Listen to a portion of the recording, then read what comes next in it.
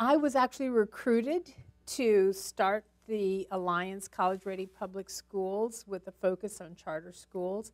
My background, as you mentioned, I had spent my entire career working in Los Angeles Unified School District in a variety of roles, one of which was working in numerous school reform efforts. Included in that was being head of the charter schools division at that time.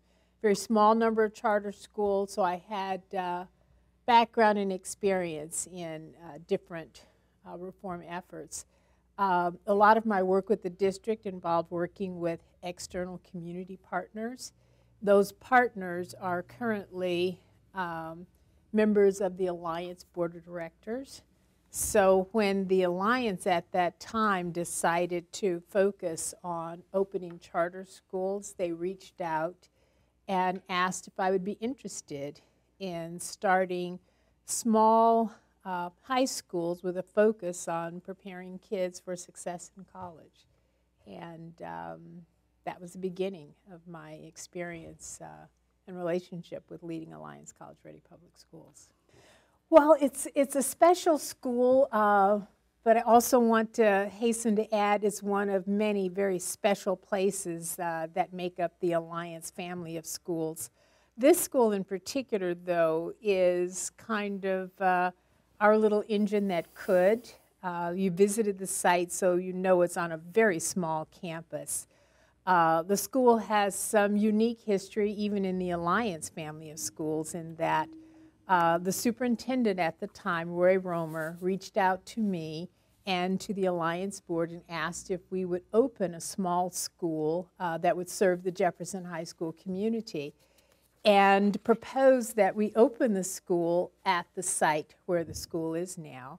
I think we are probably the only organization that has a 25-year lease for district property to establish a charter school. So that's how it began.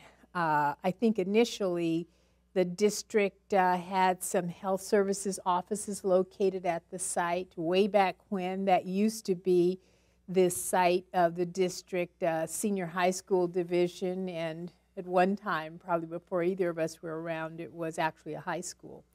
So this school, originally named College Ready Academy High School Number 4, was scheduled to open, and the site wasn't ready.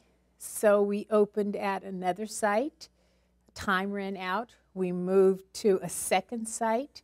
By the end of the first semester, this school had already been located in 3 different places before it landed at its current home site. With the kids all coming over to kids these all different coming schools. Each time, faculty pulled together as a team. Each time we moved, the faculty came out and helped us move, and by the time we actually got to this location, we were all just so excited to actually have a home, a place that the school could call home. The uniqueness about this school is that they work as one of the strongest teams I have ever experienced in a school setting. The faculty members care about each other, support each other, and most importantly, they care about and work hard to ensure the success of every single student in that school. Whenever you visit the school, you mentioned it's a fun place. They've made learning fun. It is fun to be there. At the same time, it's a school that has a culture of just absolutely the highest of expectations for the students and for themselves. So it's a great place to be, and again, I think the most unique thing about it is it's a consistent team at a school where they've set a culture, a consistent culture of high expectations for everyone who's there. I think you'll find also that all Alliance schools, on average, have an average daily attendance rate of 95% or higher.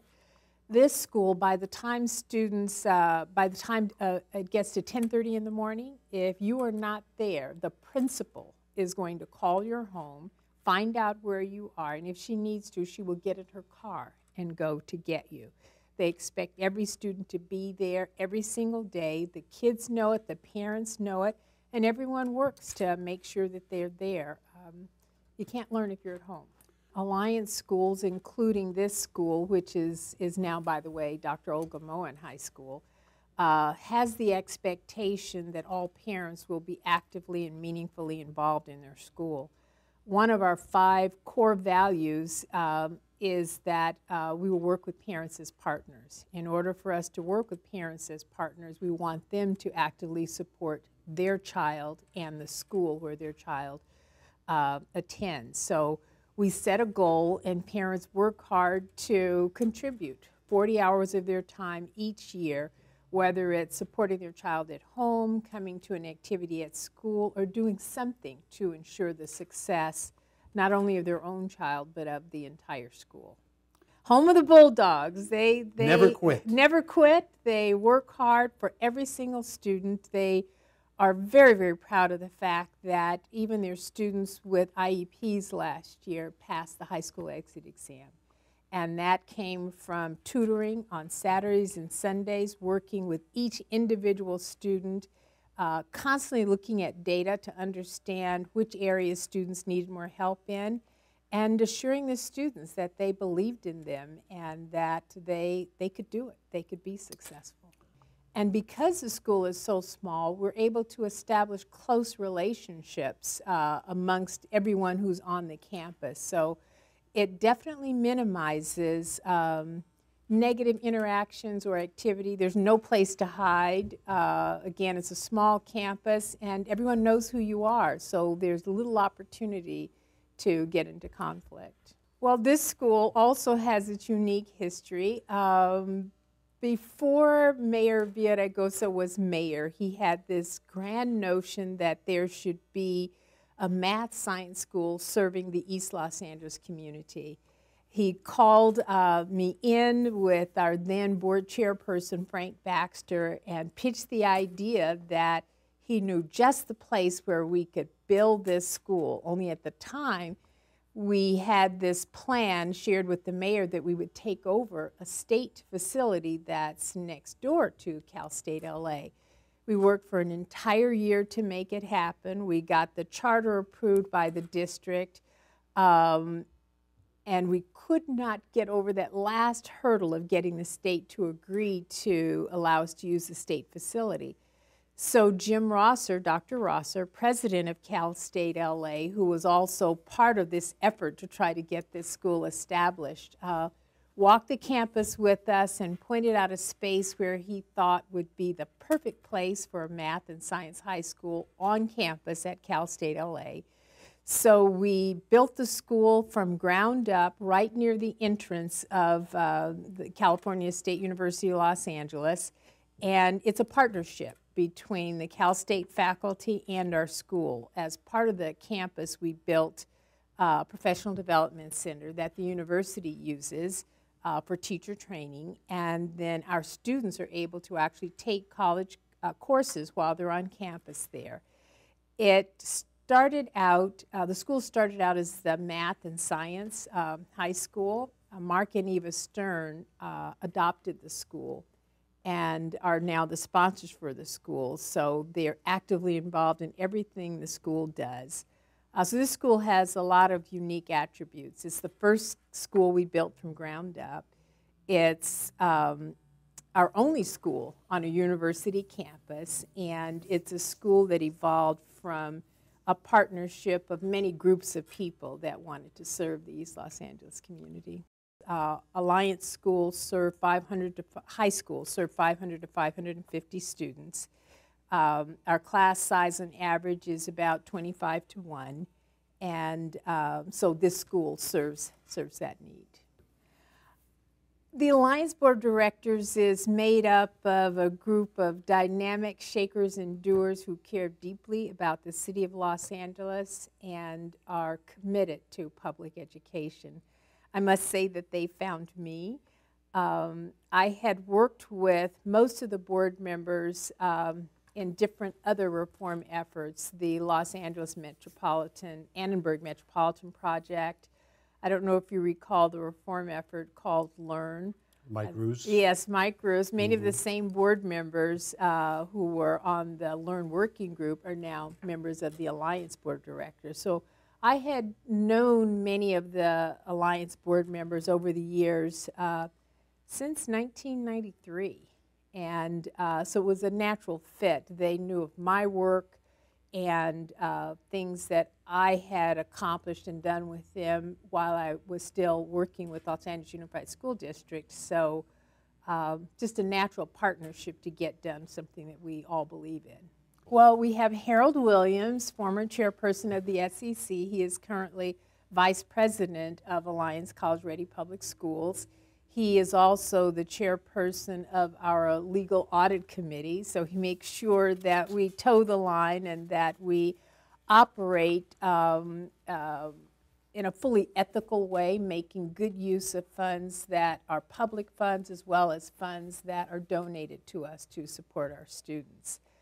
So we have a great many wonderful members of our board, including Frank Baxter, who is current co-chair and has been chair, also former U.S. ambassador to Uruguay. I'm sure you know Dr. Bill Ochi, who is still a professor at UCLA and was actively involved as, at one time, as chairperson of the Learn Working Group as well.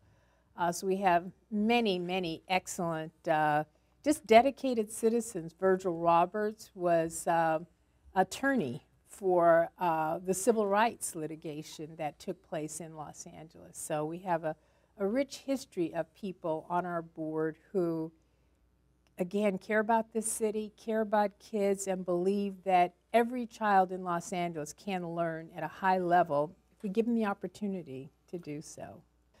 It didn't start out that way, receiving funds. We had to prove ourselves. So I would say for the first 2 or 3 years, we worked nonstop to make sure that our organization and our first school and first 4 schools were a good demonstration of what we were capable of accomplishing. Foundations and individual philanthropists see how hard our board works and see that our board also contributes to the success of the organization, both financially and in terms of their time commitment. And when people see that, that we're not just asking, we're also contributing and doing, then they too come on board to support the efforts that we have underway. We have criteria for our board members, one of which is to be actively involved in the board, to actively support the schools, and the other is to either give or help raise funds. We would love to have a full sports program in all of our schools. Our first priority is academic achievement. However, students have many interests and needs and talents. Our sports program is somewhat limited by space, but we make do with every inch of space that we do have. At Moen High School, Dick Reardon, also former chairperson, visited the school one day and looked around and thought, where's the basketball court? So within 2 weeks, he had completely replaced what was then just portable basketball hoops. He brought this beautiful, brightly colored platform that the kids now play basketball on. But that's the way our board members operate. They see a need and they do. They're an action-oriented group, particularly Dick Reardon. I don't know if you noticed that the school also has a fitness center. It looks like a Bally's gym. So the Bill Simon Family Foundation has donated a fitness center in many of our schools. So while we don't have huge competitive athletic sports programs, we do believe strongly in physical fitness, and we believe in kids having fun. Some of our schools do have gymnasiums, so we travel around. Our kids take the bus to compete in sports with other small schools. Many of them participate in Run LA. Mostly we compete in soccer, basketball. We've actually had swim teams on some of our schools, again, making use of community resources. We also use, with the city's permission, parks that are close by to our schools. So we have lots of activities. Just we don't have large campuses where we're able to host them, usually on our own. Few more schools? We definitely intend to continue to grow with quality. So our goal is we're not trying to reach a set number by a set time. We do plan to grow whenever we get there to about 50 schools. Our current smart growth model is to open about 2 schools a year, sometimes more. But our primary focus is to make sure that every school that we open is achieving high academic results. So next year we'll probably open 3 schools, that's the plan now, 3 new high schools, and could be as many as 5 next year. That's how many projects we're working on. But each year there's a decision by the board where we analyze community need, availability of facility and space, and our capacity to add another school to the family while ensuring that we can support the school and assuring the community that their children will be successful if they attend the school.